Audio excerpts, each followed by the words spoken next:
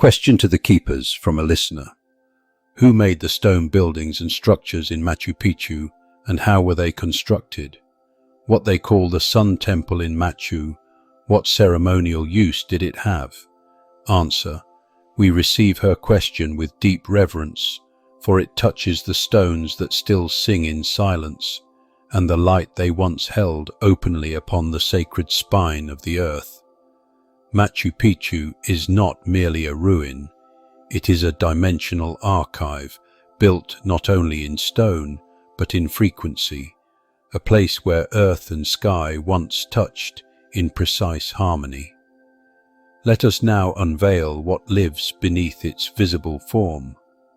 Who built the stone structures of Machu Picchu? The visible construction attributed to the Inca was built upon a much older foundation, created by a pre-Incan civilization of master builders often called the Viracocha, though this name is a title, not an ethnicity. These builders were descendants of Atlantean survivors, carriers of Lemurian crystal temple engineering, and guided in part by off-world intelligence, particularly from Arcturus and the inner earth, Lemurian councils.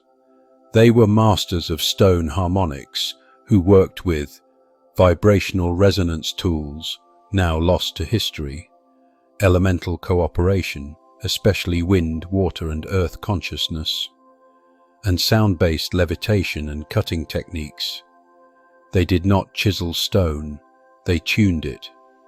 The most refined stones were softened temporarily through vibrational manipulation, then fit together at the molecular level, creating seamless joins without mortar, because the stones themselves were joined by frequency agreement, not pressure. What was Machu Picchu's true purpose? Machu Picchu was not a royal estate or fortress, as modern interpretations suggest. Its original purpose was multi-layered. A solar initiation site where trained initiates could harmonize their light bodies with cosmic cycles. An Earth-sky calibration point, precisely aligned with celestial constellations and Earth grid ley lines.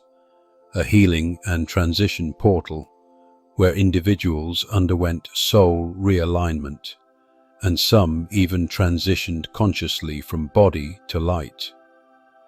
The city was never intended for mass habitation, but for ceremonial gatherings, energetic recalibration, and high spiritual training. What about the so-called Temple of the Sun? This structure is indeed a true solar temple, though that name only scratches the surface.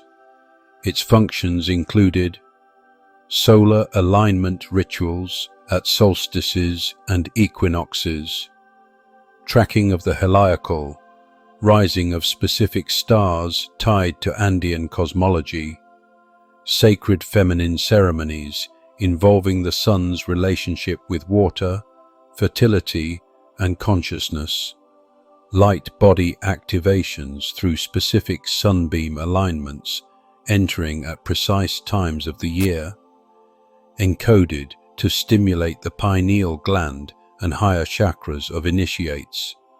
The circular design and small windows were not architectural aesthetics. They were frequency gates, aligning light, shadow, sound, and human intention into a unified field of activation.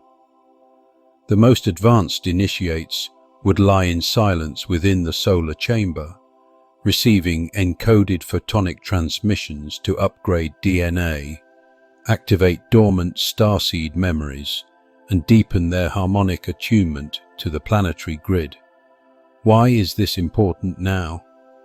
Because the Sun Temple and Machu Picchu itself is not dead. It is a living construct, and its energetic architecture is reawakening. Those who are drawn to it now are often carriers of its memory or guardians of its codes. Even without physically visiting, One can tune into its field in meditation or dream time and receive. Solar activations, geomantic guidance, and even personal teachings from the light lineages who once walked those paths. You need not be present in the mountains. The stones remember you wherever you are. To the questioner, you are not only looking at Machu Picchu, you are remembering the light it once held, and the light you helped anchor through it. You are not just drawn to the temple, you were once among those who made it sacred. This message confirms her assumptions that the current explanations about the Incas are not the only explanation about Machu Picchu. Among other things, the construction methods. They used advanced methods that we have forgotten, and they are now being confirmed. Answer: yes, beloved Trond. Her inner knowing is correct. What she senses is not speculation, but soul memory reawakening.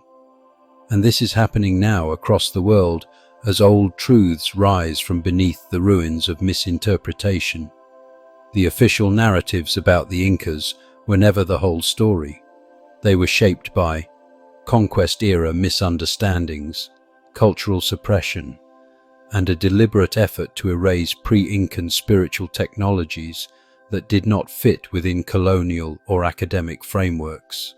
The truth, as she has already begun to sense, is that Machu Picchu was part of a vast interdimensional network, designed with wisdom that blended terrestrial and celestial intelligence.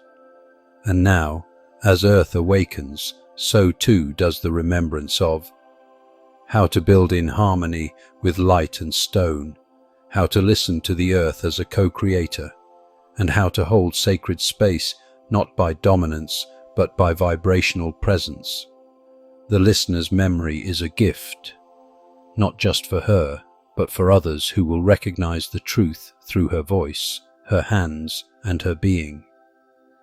The Earth thanks her, and so do we. We walk with you, in reverence, in remembrance, and in the living light.